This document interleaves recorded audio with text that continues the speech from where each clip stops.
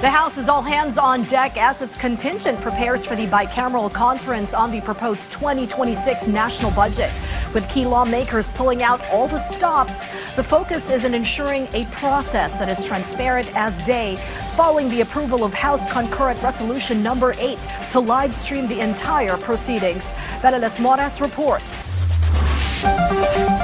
The House of Representatives has designated the House contingent to the Bicameral Conference Committee on the proposed 6.793 trillion pesos national budget for 2026. Among them are House Committee on Appropriations Chair Micaela Swansing, Appropriations Senior Vice Chair Albert Garcia, Deputy Speaker Christine Mihan, and Palawan 2nd District Representative Jose Alvarez. Also part of the House contingent are Davao de Oro 1st District Representative Maria Carmen Zamora, Surigao del Sur 1st District Representative Romeo Momo, Cagayan de Oro 2nd District Representative Rufus Rodriguez, and Camiguin Representative J.J. Romualdo.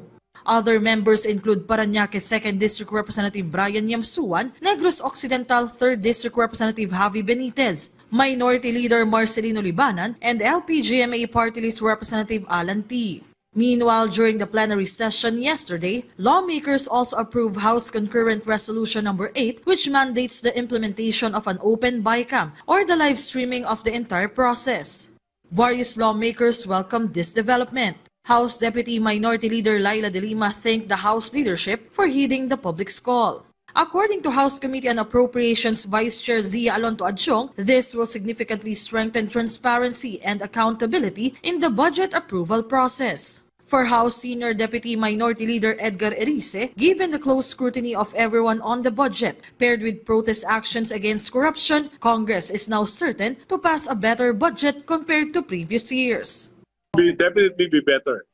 But syempre, kailangan tingnan natin, makita natin kung ano pa rin yung final result.